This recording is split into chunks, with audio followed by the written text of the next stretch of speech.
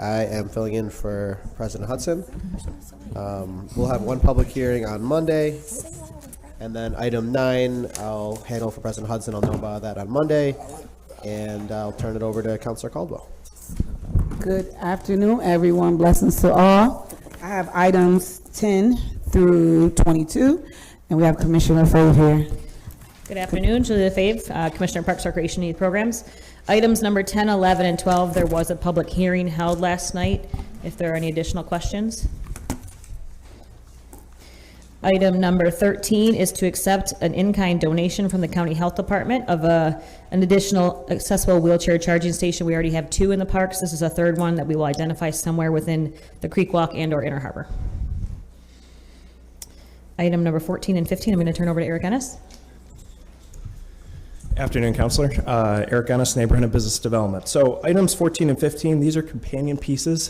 This is regarding a land transfer that the city is seeking to undertake for the Inner Harbor terminal lands from the New York State Office of General Services, or OGS, to the city. Part of the reason why we're pursuing this, and the state has been a good partner, is really for the city to retain ownership and control of the waterfront area of the Inner Harbor. So this is particularly the areas along Kirkpatrick Street and Solar Street, and really just make sure that we have public access control for residents, anyone that's using the Inner Harbor, and that'll be as the development of the area continues in the future.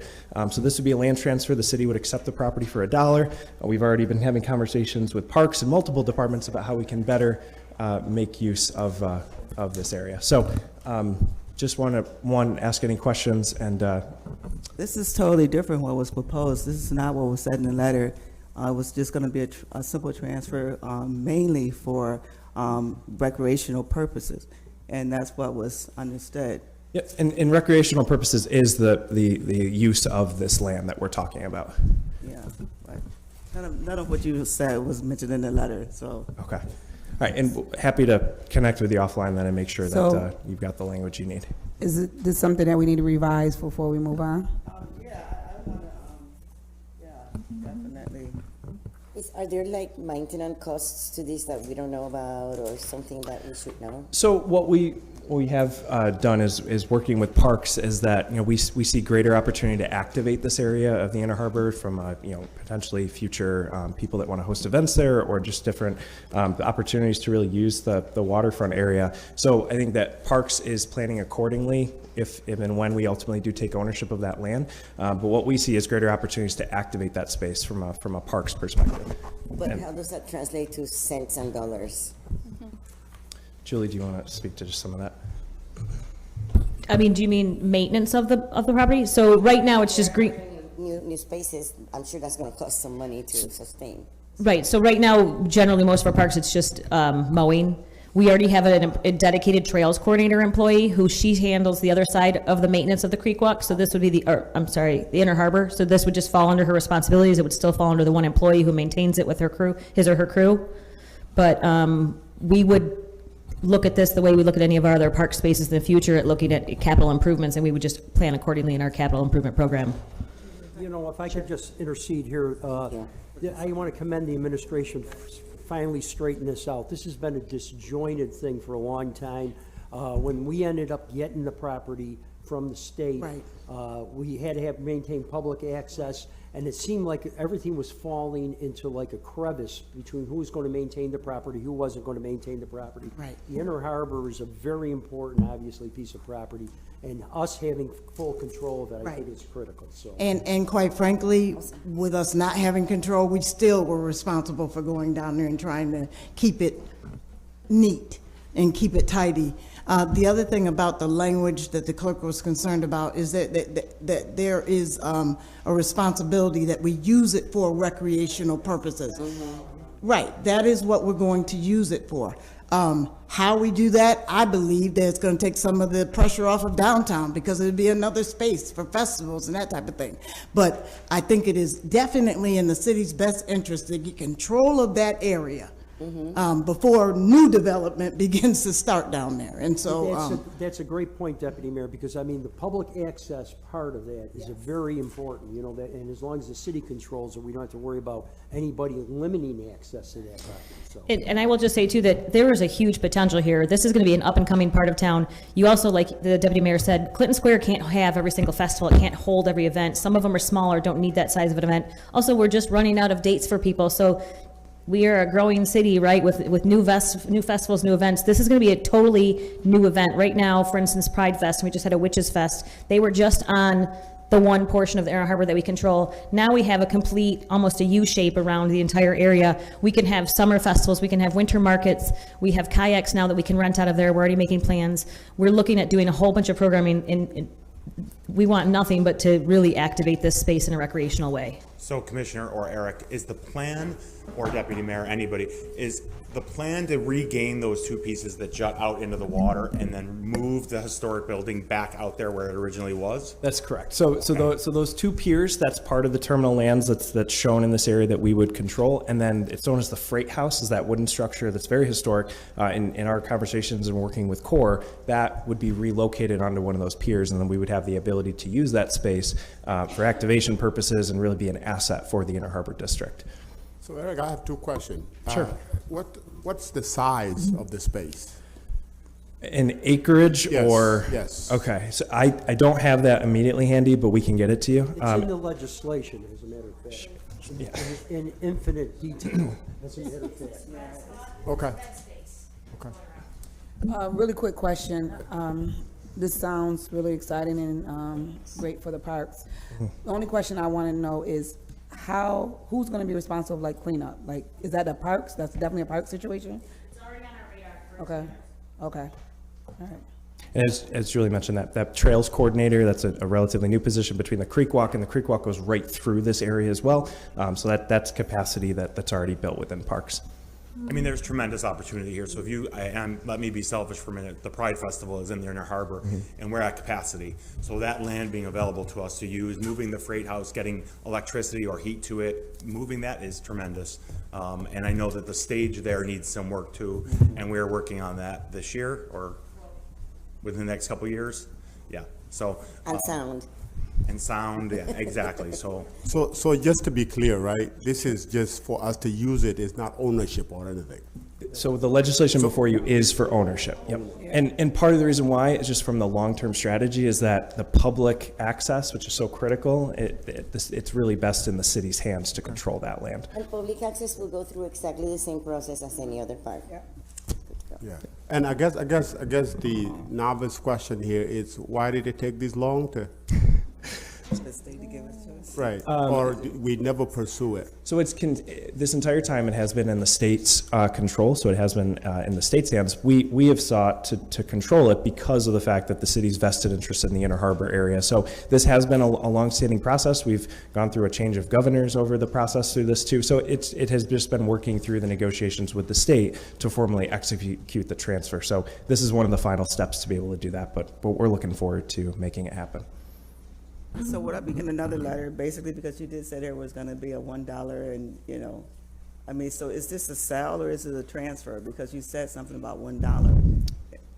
So I think typically with a land transfer list, and I may look to assessment, but my understanding is just there has to be some sort of value to it with a $1 transfer. So Joe, can you speak on that? Because we have done transfers before. I want to know what it is. Is it a sell or is it a transfer? But the city's not selling. We're accepting. Is we buy, I mean, I'm sorry, it's not about sell. Is it we buying it from the state for $1? Because you mentioned the $1. I just want to get, just wanted to get it clear.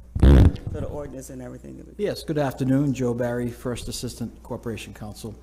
The legal aspect of the transfer is that the state is basically donating the property to the city as surplus, so long as we commit to using it only for recreational purposes going forward, and the deed will be restricted to that in that way. The nominal amount that Eric referred to is typically for filing with the county clerk. There has to be consideration, so normally $1 is mentioned, but we're accepting this land from the state. So It's a transfer. Okay, all right, thanks. So they're gonna micromanage it in a sense, right? No, because if we say for recreational purposes, and then there's with certain limitation, right? So- in terms of its use. They wouldn't come in and say, you can't have this festival here, but if we tried to sell it to an apartment developer, they would say, that would be restricted in the deed. Okay, That makes so sense. with that's what Correct, I the wanted to deed be will clear. restrict what we can do with it, but the Right. state is basically, once they hand it to us with those restrictive covenants, they're not going to be involved in supervising it at all, Okay. as long as we abide by the deed It's restriction. critical that we maintain public access to this. In other cities, when you have a valuable waterfront property, sometimes private developers come in and take over everything, and the public can't get to the water. So this is what we're trying to do. Hey, Correct, Joe? Correct. I like that. Thank you. Any other questions? thank you, Joe. Item 16, Julie? Item 16 is to enter into an annual agreement with Fight for Hearts. This is a program that we offer at our community centers. Questions? Free programming, so there's no cost to anybody who wants to go. Item 17, Item 17 is to enter into an IMA with Onondaga County Health Department. They would like to provide healthier options at our concession stands. There is no cost to us, but they would like to offer healthier options at ice rinks, golf courses, and other locations where we may have a concession stand.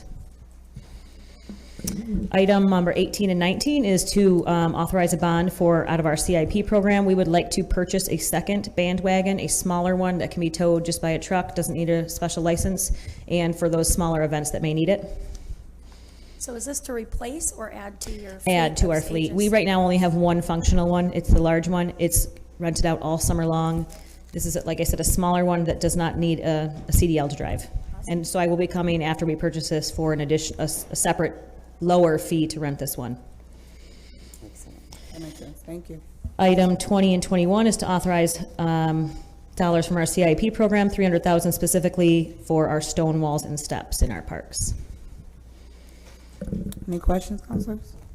Yeah, so can you give a little more detail about? So this one, okay, so right now we have 600,000 for Westminster steps specifically. We can, out of a grant, we cannot get that grant contract until we show that we have funding to cover at least 1.2 million, the additional 600,000. So right now we do have a current ordinance for 300,000. This would get us to ability to show proof for the other 300,000, assuming the cost of that project hasn't gone up enormously. But this would get us one step closer to beginning a contract even with the state for Westminster steps. Wait, so this is enough for us to match, or we need another? We have another 300 that you guys have already approved. Okay. So when you say hoping that it hasn't gone up much from the original Construction numbers, costs. so do you have an idea if that's so, or? I mean, probably it has, but we've tried to stay on top of getting the quotes. The problem with Westminster steps is that it's extremely expensive because of the access. They can't just, I mean, it's steps. It's a few hundred steps, so. But this, like I said, we can't get any closer without authorizing additional dollars. So, and I know there's Yeah, moving go ahead. pieces, but ballpark timeline of next steps for. If we can get a current quote that shows 1.2 million, so with this ordinance and then the one that you guys already approved, we can submit the documents to the state and then wait for them to hopefully approve it and then get us a contract. So let's hope for a contract in a year. I'm not familiar with Westminster, thanks, sorry. They're off of Euclid. They're So those is just, that the one that was in the paper about the stairs? Yes. Needing to be replaced? Yes. And there's other monies also, not just from the city going toward that project? there's 600,000 via a grant Right. that's been dedicated to it. We can't get it. We cannot get a contract for those dollars until we show that the city can fund the rest of the project. Okay, so that's just the city driving that process. There's not other organizations Correct. that The are delay is on helping? us at this point in time, finding the additional dollars. Okay, got it, thanks. Where is Edge Hill? Edge Hill is a project that's actually being, it's a wall, it's off Salt Springs Road. It's a wall that collapsed about 2 years ago. We do put other projects in here just because if there's a balance of funds, we can, especially when it's bonded. If we only put one project and we have another, we can't do anything else.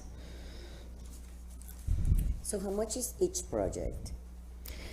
The current state of all of our stone walls and steps, we've yet to be able to do a complete assessment of them.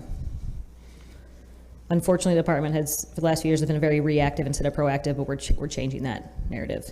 But for this money here, this is all This hopefully, we'd like this to go all to Westminster, but we put other parks there in case there's some other obstacle that we're not aware of, so that way we can still spend these dollars and repair some other things. Any other questions, councilors? Thank you, Commissioner. Item number 2 is to request a waiver. This is with KJ Electric. They are the only business in town that does this. There are issues with the drives and the motor control at the pump at Clinton Square. Right now is ideally the time to get that fixed before we turn the fountain on again next year. But we did look for other quotes. This is just the only company that we could find that can do the work. And we'd like to do it, if we can, before the rink is fully in.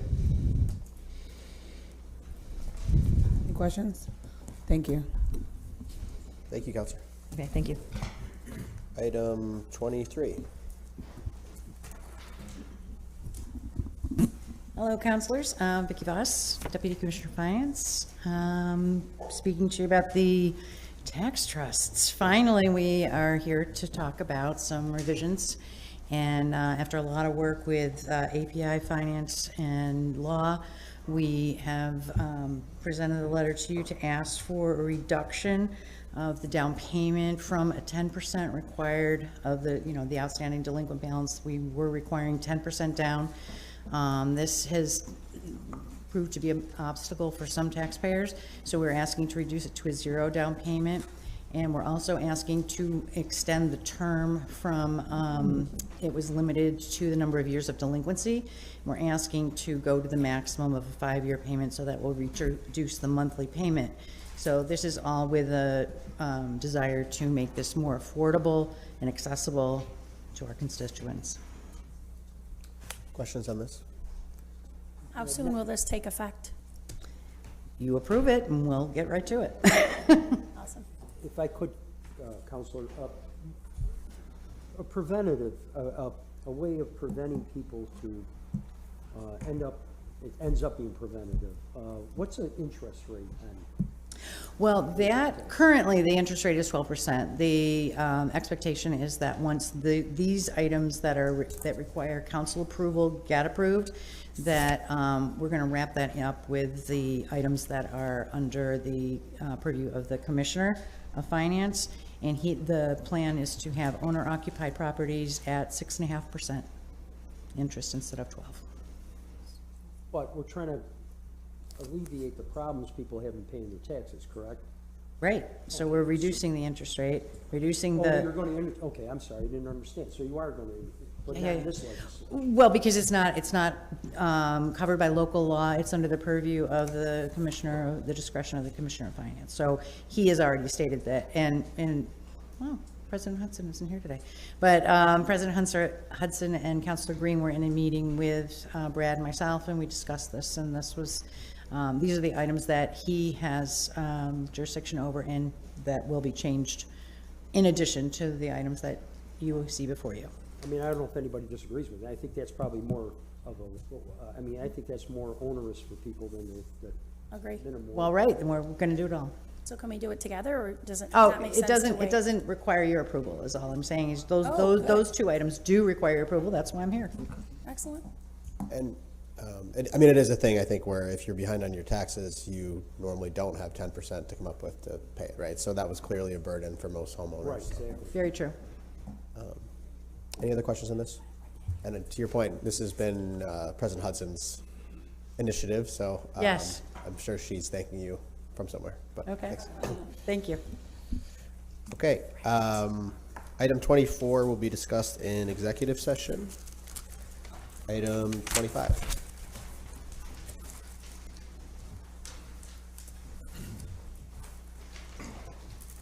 Afternoon, councilors. Dave Perwick, Director of IT. Asking for your support for the permission to enter into a upgraded contract for internet service at DBW, our water location, and our water location in Skaneateles. So it's an update to our current Spectrum accounts in each location. Questions? Okay. Item 26. Thank you.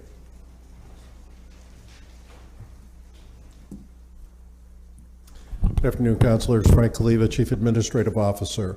This is another in our refinements of the dollars that were set aside in ARPA We're moving dollars that were originally allocated to the prime contractor around our payroll modernization efforts to one of the folks who was originally a subcontractor who we are now contracting with directly. She is working on retiring the AS400, which is the next phase of our payroll modernization. So these are funds that were already allocated. We're just moving them from paying one vendor to paying another vendor directly.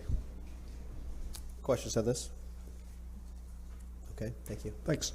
Item 27.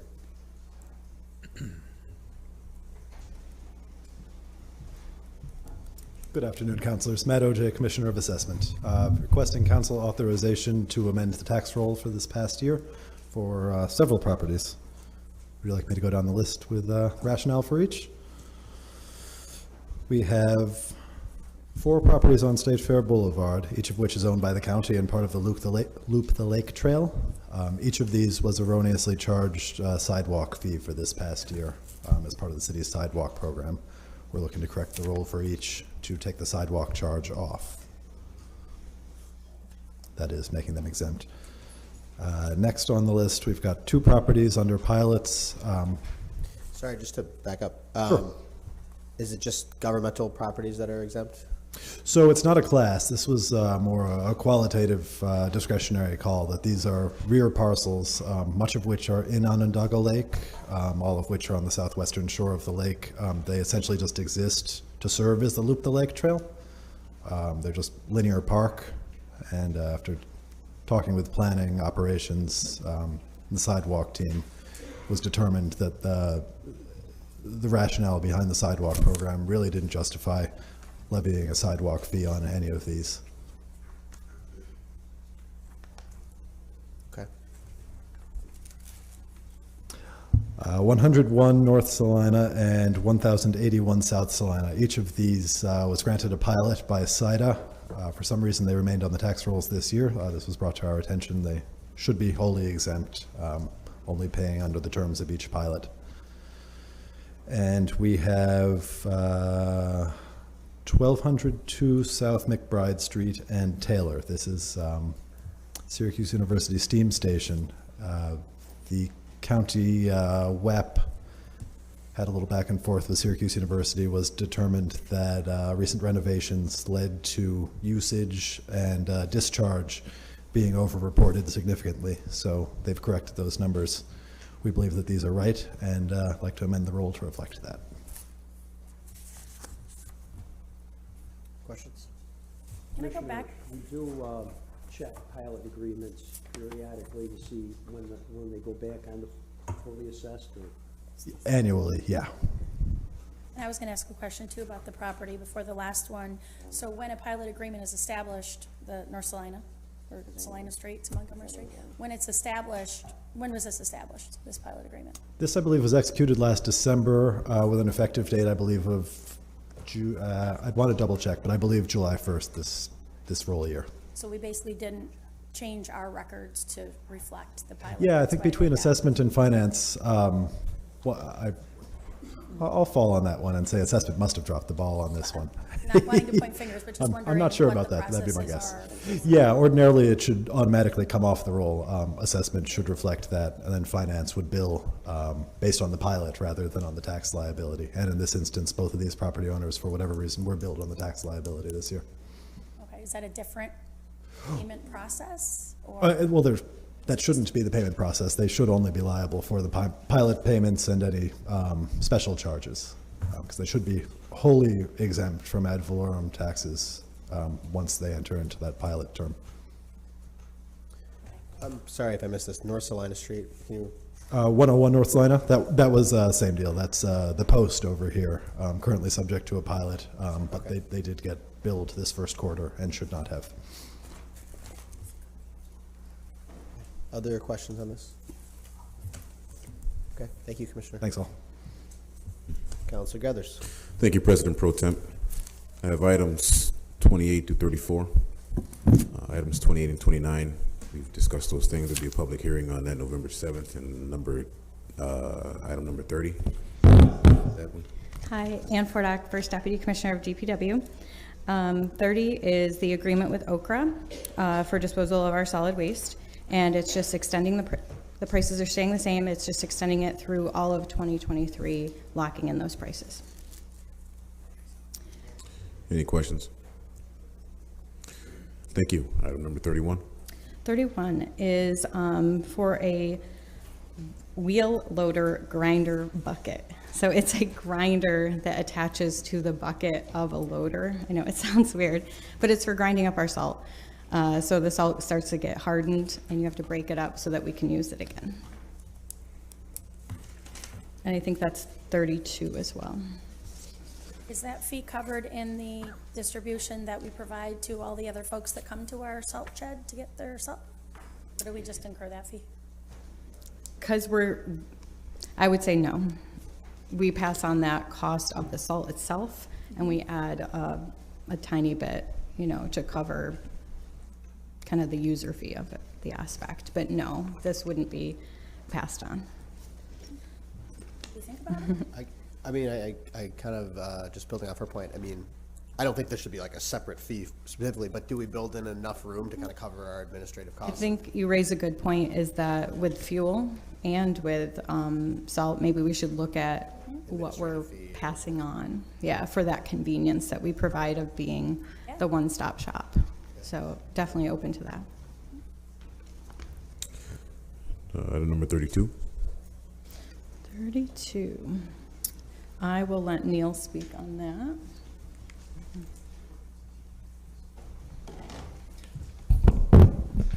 Good afternoon, Council. Neil Burke, DPW. 32 and 33 relate to a capital project for the Traffic Management Center. We need to replace some functionally obsolete equipment. This is traffic cameras, traffic server, and some diagnostic tools. Can you expand on what traffic cameras are? Traffic cameras are cameras used to monitor the traffic network. So like how many the volumes of cars, the speed of cars? No, these are literally just for us to check on the network to see if there are backups or issues going on. So these aren't used for traffic counts and things like that. We're not using these for data collection. This is just for overall monitoring. Monitoring the equipment that Monitoring manages city traffic flow. councilors. Monitoring roads, major intersections, places where we know we have backups, places where city infrastructure interfaces with state infrastructure, where we need to have eyes on it at all times. Okay. Any other questions? Actually, how long have these been in place?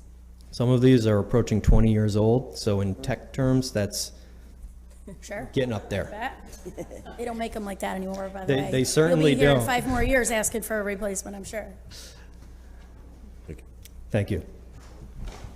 Item 34.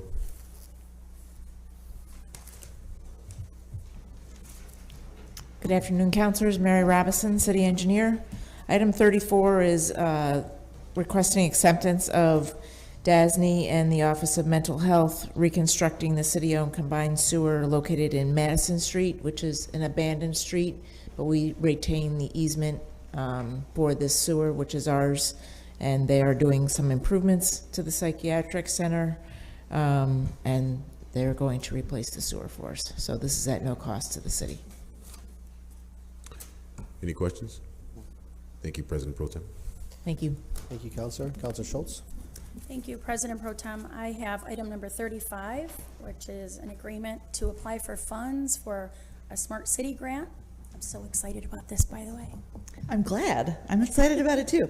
Jen Tipp, Director of Strategic Initiatives. So this is an opportunity through the U.S. Department of Transportation. This is a planning grant. So part of what we would do during this grant period is actually study the effectiveness of some of the technologies that the Department of Transportation is interested in seeing cities implement.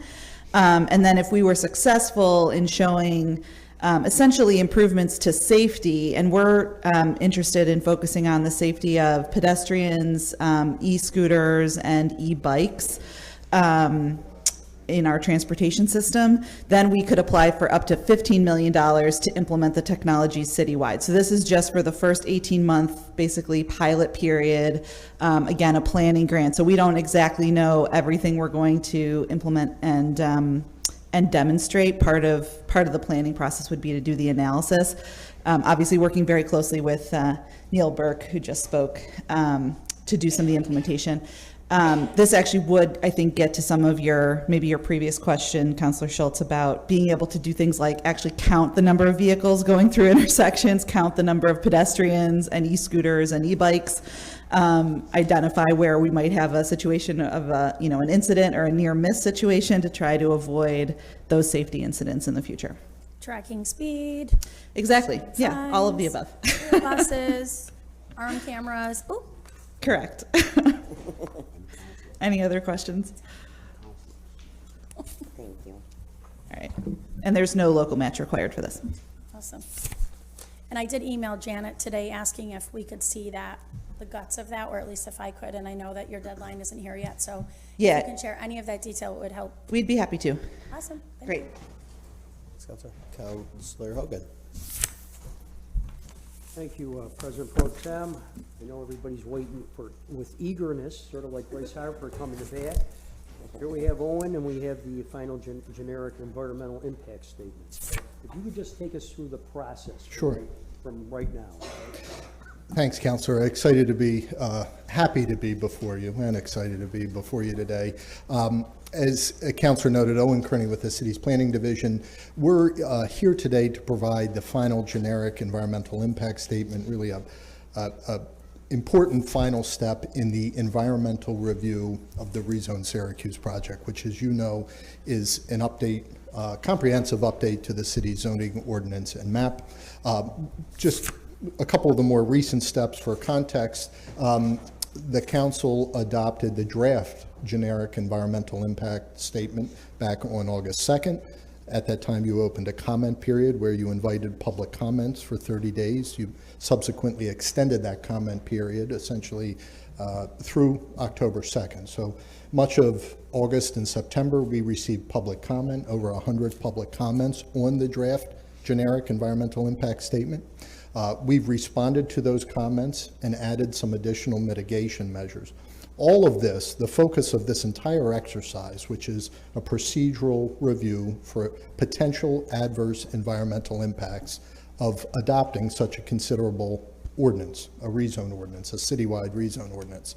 So that between the draft generic environmental impact statement, we identified potential adverse impacts to historic preservation, to flooding, to community character, and we provided mitigation there. The public comment period offered the public an opportunity to say, hey, take a closer look at this, that, or the other thing. We've done that. We've added some additional mitigation measures. We've provided those public comments and the rezone team's responses to them. And what we're presenting and ultimately asking you to do is review and consider that environmental evaluation of rezone, which ultimately concludes that there are no significant adverse environmental impacts based on the mitigation that we provided.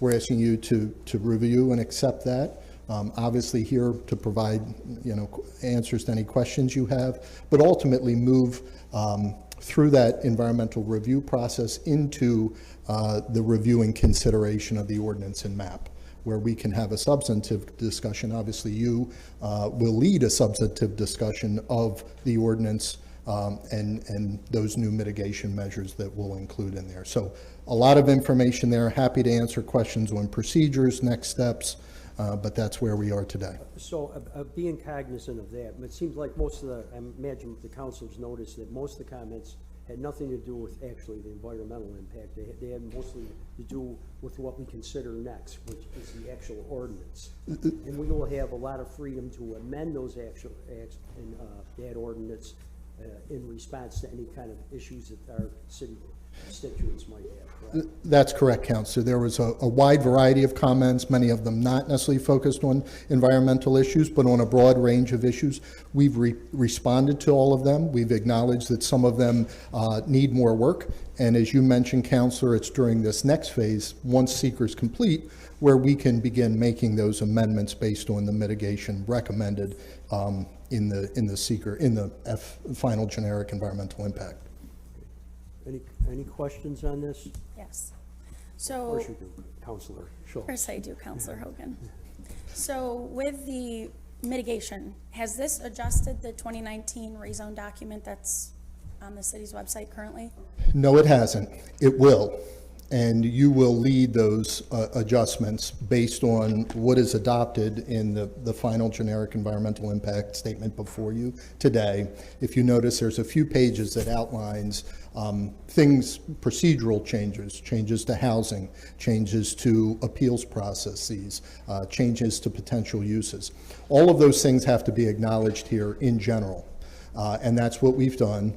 And as you're, I think, getting your point, Counselor, is that yes, while the current 2019 version has not been amended, we fully expect it will be amended with guidance and oversight from the council really in the coming months. Okay, so once this is approved and it's final, what ability do we have to still see revisions to rezone beyond the mitigation? Can you make additions or can you only make omissions? We anticipate that many of the changes will be based on this. Obviously, smaller procedural changes, administrative changes can be made. Things that need to be clarified can absolutely be changed. Wholesale changes to broad sections of the ordinance, we don't anticipate those changes unless they're covered under seeker. Which again is pretty broad. It covers a variety of procedural changes. So while we think this document will allow a wide latitude of changes and amendment, it's not necessarily means that it can be rewritten, quite frankly. Right. And I, from my vantage point, I don't think it needs to be, but I'm in full agreement that there are things that we anticipate changing, we look forward to changing, and we'll work with you to change. Okay, so I've heard obviously from many constituents in the first district being home to the largest historic preservation district, Yes. the Sedgwick James Highland, as you know. Yep. So I'm trying to just go through all of those constituent issues that I probably get daily from them. So I'm wanting to make sure that I'm best informed before I cast my vote here. Yep. But in the mitigation, you referenced the New York State model. Correct. And so I think there's a disconnect with some of what's in that model versus what is in the rezone. For instance, the composition of the Landmark Preservation Board. So for instance, is there ability to still edit and revise that content? Yeah, if and the environmental is finalized? in that section of the FGIS, which I can cite specifically, it acknowledges both historic and archaeological resources, both the Article 6 historic preservation and some of the subsequent review processes, site plan review, clarifying the roles of the body, meaning the Landmark Preservation Board, the development review processes and procedures. Right. These are all things that are considered in here and can be a discussion directly with you and other interested counselors as we amend that. So approving the environmental as it stands right now would not prevent the ability to further modify and discuss That's issues correct. with that. Okay. And I just want to put this on record to say that obviously when these historic districts were established back in the 60s, I guess, homes at that point, the criteria was you had to be 50 years or older. So homes back then, 50 years and older, homes now are 100, 120 plus years old. Sure. So my general take on the environmental impact of the preservation standards is that it's opposite to the age of the house. Like there's actually more scrutiny and there's longer delays, and delay leads to decay. So those are my concerns and the constituent in the first district concerns, and I really hope that that can still be addressed because it's very scary. And I've owned a historic home now for 15 years, and you know that, but the rest of them may not. And I know the rigors, and I respect the rigors of the board absolutely 1,000%. Sure. One of the reasons why I moved into the district, one of the reasons why the district is still so fabulous. Yeah. However, I really worry about the future, and I worry about the ability and the finances involved with the scrutiny in here going forward. So I hope we can continue to talk about that and work on what's reasonable and realistic. Seems your comments mostly were about the ability of people to change their homes, correct? I mean, it seems like in the comments received particularly from your district, right? Yeah, so I think And the the comments costs tried to inherent. focus specifically on the environmental impact. Mhm. Obviously, that's what it is, but none of us, I'm certainly no expert on DGIS. Thank goodness we have our attorney here and the whole staff of attorneys to do that. But yes, being a historic preservation house owner, the exterior of your home is bound by the authority of the Preservation Board. So And- this stands to have a lot more detail and scrutiny.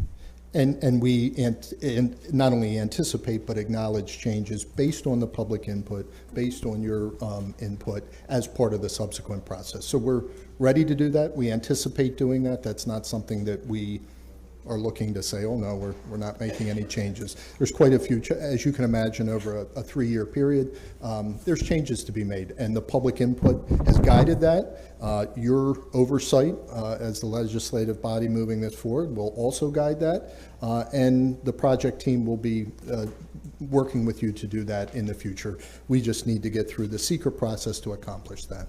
Okay, so So I think I'm going to push this forward. I just want to assure all my colleagues that we are going to have meetings. Once we get the ordinance, we will have a series of meetings to discuss the ordinance and get more input from our citizens. So I appreciate all your work on this, and certainly our law. Yeah, a team effort. Thank you, councilors. Right. Thank you, President Pro Tem. And okay, next, number 2 is, who's speaking to this regarding the Creekside Landing project? Councilors, hi, Matt O.J. Assessment. We came and received authorization in March for a scattered site shelter rent agreement called Creekside. I believe you knew, Councilor Hogan, at that time that due to spiraling construction costs, they're only able to build 52, not the originally proposed 66 units. After a little back and forth with the developer, we decided we'd like to memorialize that. They believe it'll help them secure funding in this next round.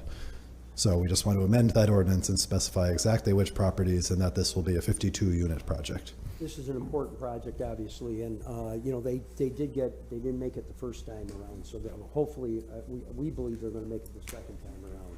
And this is, obviously, provide much needed housing, mostly on the near west side and the south side. So. Correct, yeah, southwest side of the city, west Onondaga Street corridor. It's really Actually, terrific this project. will also house a center to help people grow their own small businesses. That is exempt from the exemption here, but yes, that is part of the broader project. Yeah, 414 West Onondaga Street, terrific So proposal. it's a very important project for the community, definitely. It is. Thank you, Councilor.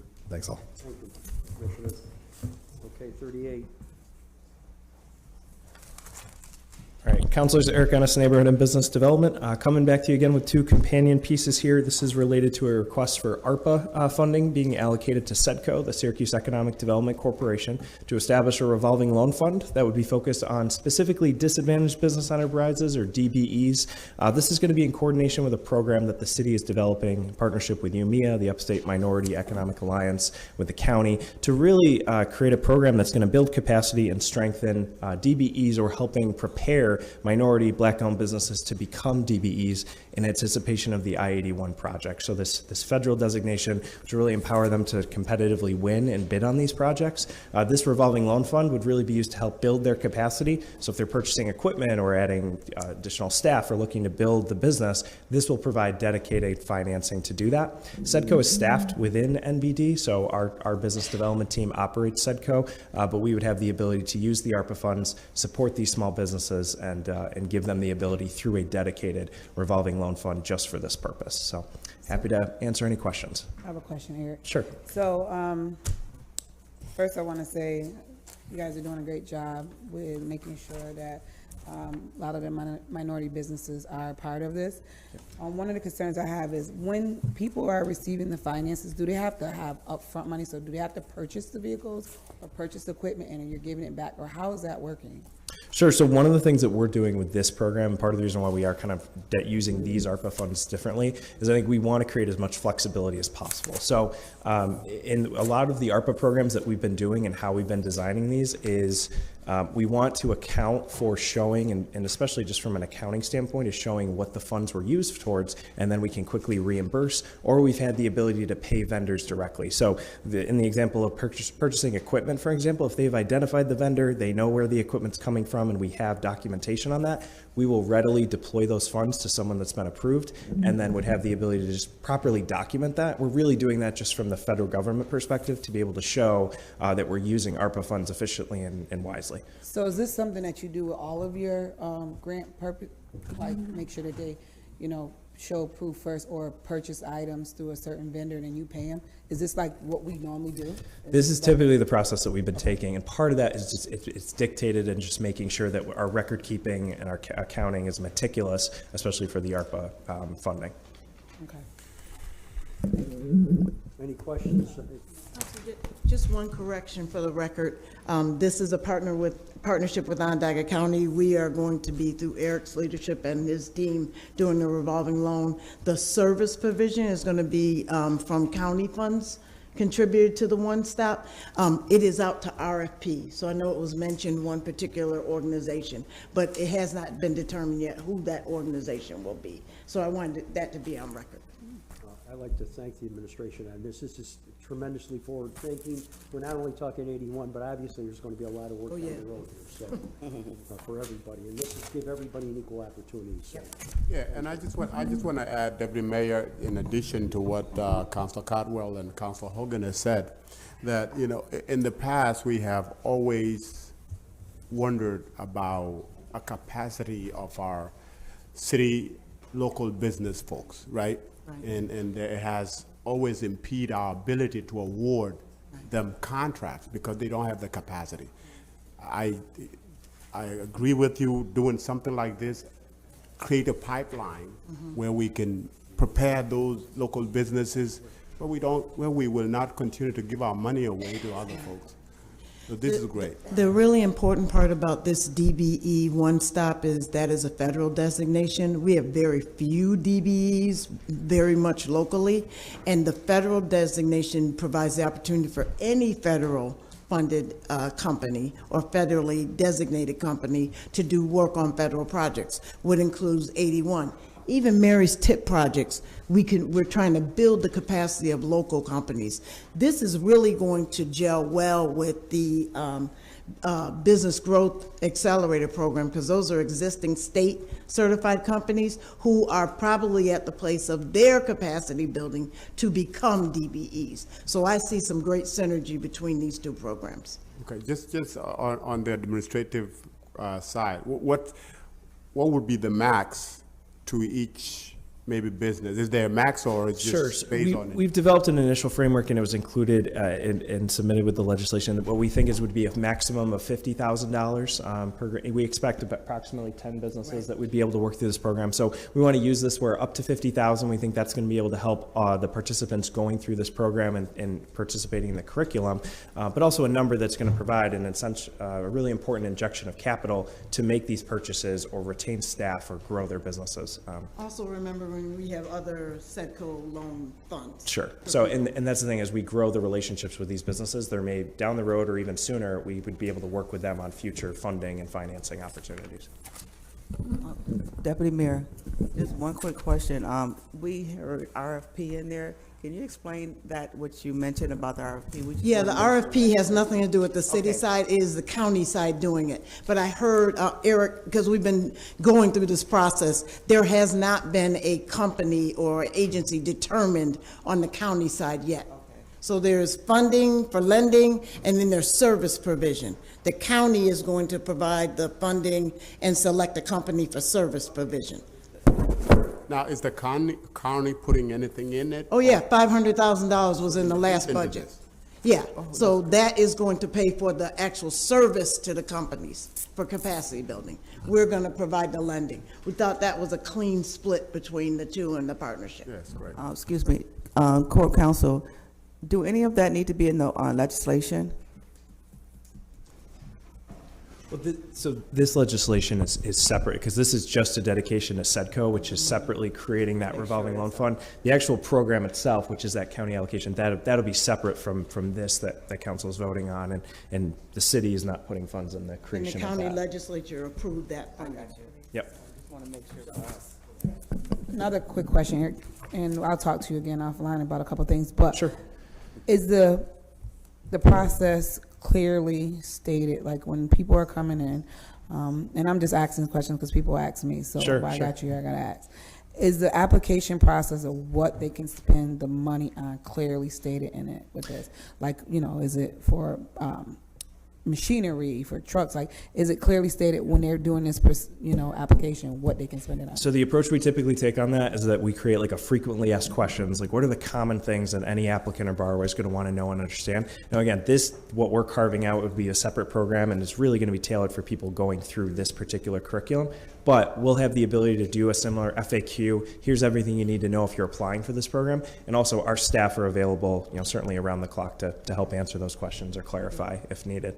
This funding is directly tied to the programs that are going to be getting the capacity building services. All right.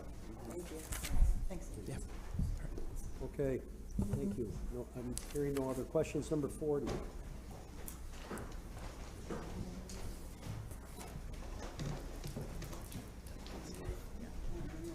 Hey, Councilors, Matt OJ Assessment. Requesting an access agreement for 500 Hawley Avenue. Land bank and contractor are going to perform a phase 2 environmental site assessment here. It's the former Patrick's Dry Cleaner. It's a suspected brownfield, really attractive development site.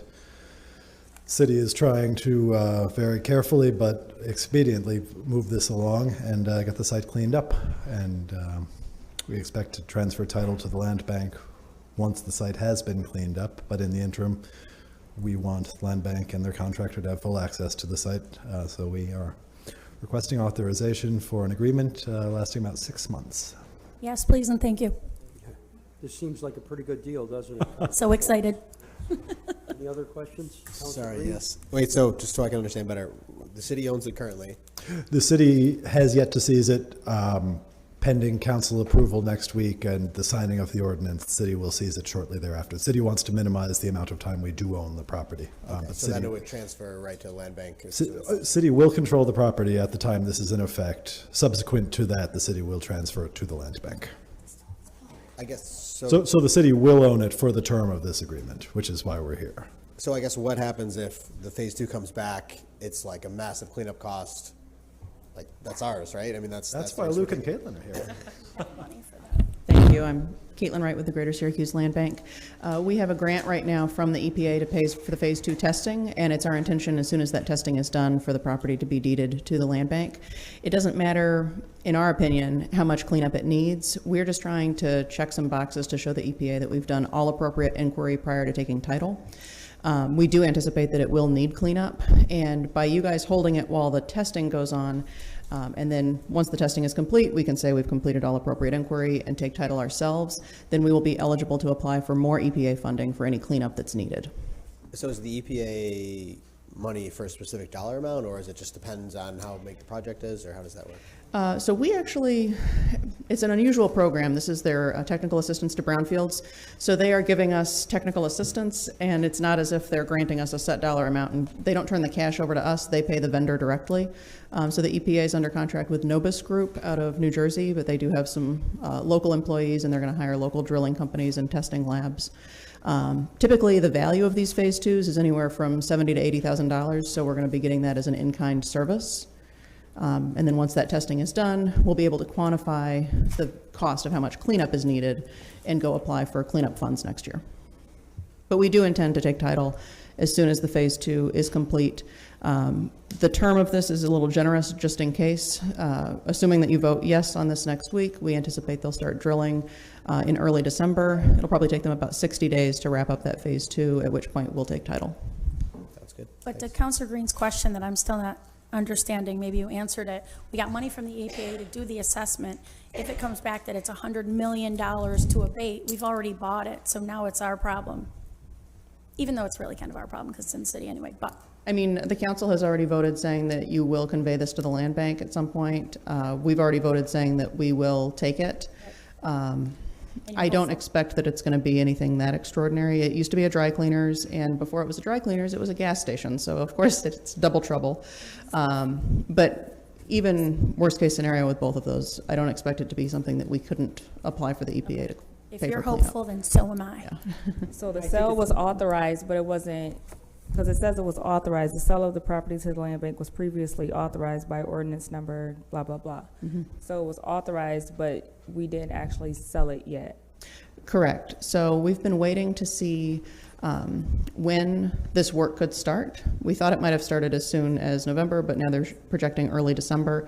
And the reason it hasn't been foreclosed and conveyed to the land bank yet is because we are trying to make sure that we've completed all appropriate inquiry before we take title. Because if we didn't, then we would not be eligible to apply for cleanup funds in the future. So this is unusual that the city would hold it for some period of time, but it's just intended for us so that we can be eligible to apply for cleanup funds down the road. Any other questions? Thanks, Caitlin. Thank you. Okay, now the last one, 41, special permit for some sort of indoor amusement. Recreation. Nobody's here? Oh. Counselors, all right. Well, let me. Facility man. I'm gonna try to get up here as often as I can, apparently. So, I will just share a little background on what I know about the project from a zoning perspective. So the project in 333 South Salina Street, this is the Acropolis Center. It did recently go before the City Planning Commission, and it was approved. This is for a concert venue, entertainment venue. It's gonna be right across the street from the Landmark Theater. It's gonna be in the basement of the Acropolis Center. It's a project that I know that Ryan Benz and the development team over there have been working on for quite some time. Process is going through permits, and so basically, in order to have the special permit approved, it does have to come before you today for that formal approval. I will do my best to answer any specific questions, but this is something that zoning typically submits. I was at the Planning Commission meeting and heard the proposal, and I think it sounds fantastic. It puts us on the map as having more live music entertainment sites, and the fact that it's in the basement is good from a noise standpoint, and so I think it's great. Yeah. How big is this?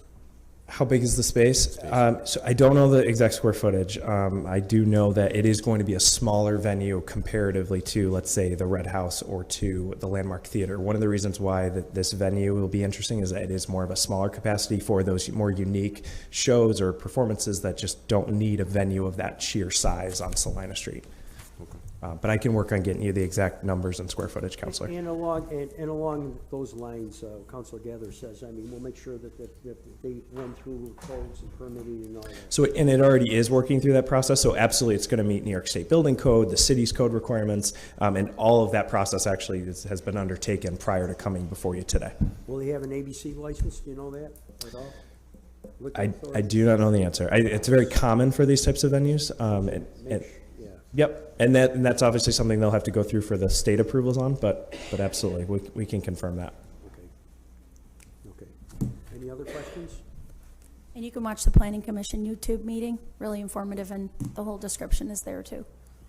Big fan of those YouTube, by the way, meetings.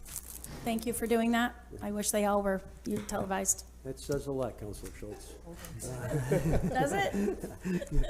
Back to Councilor, I'm finished there, Councilor Green. Thank you. Councilor Majuk. Thank you. Item 42. Oh, Chief, you're here already. All right. Take it away. Rich Shaw, First Deputy Chief of Police. Council, I apologize for the late notice, but I'd like to pull this item. Upon last minute review, there's a couple items I still have questions on myself. We'll bring it back probably next session. That's good. Okay. Any questions? No. Good. So is Jimmy Oliver here? No questions. He's taking it back next section. If you want to, you can ask council to hold it. And stand there. I'm asking now if we can hold it. Yes. Hold it? Now withdraw. Is just a quick question for Jimmy Oliver. I know PAL had a very successful year this past year, right? Is there a way we can get some hard numbers there in terms of kids' participation? Certainly. And stuff like keep that? track of all that stuff. Just to see how it all went. I mean, we know it was great, but how great we want to see it. Can we do that? Yep, I know, he keeps track of all that so stuff. they Yes, sir. see what's, yeah. All right. Okay. All right, thanks. Thanks, Counselor. Counselor Allen. All right, thank you. I have items 43 through 51.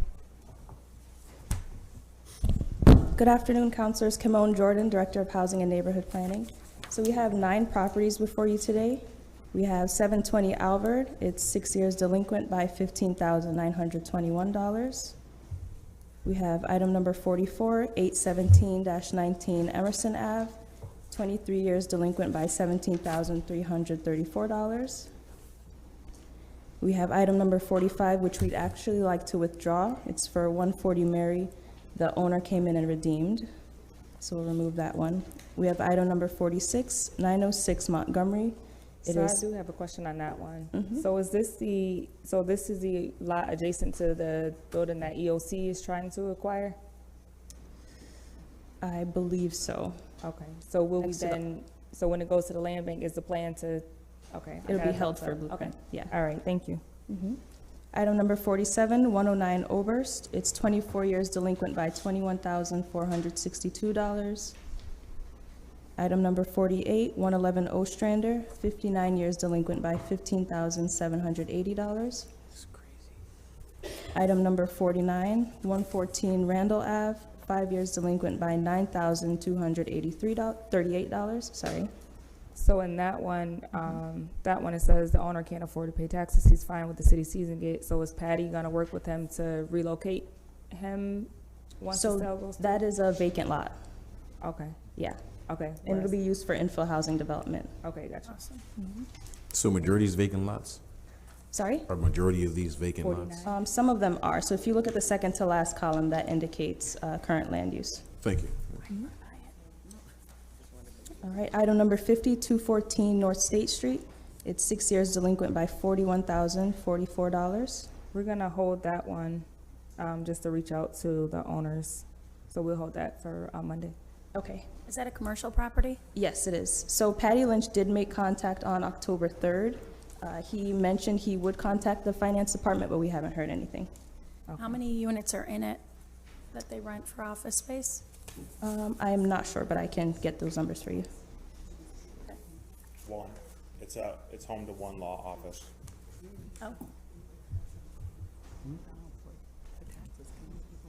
All right, and the last property, we have item 51, 109 Stevens Place, 16 years delinquent by $13,661.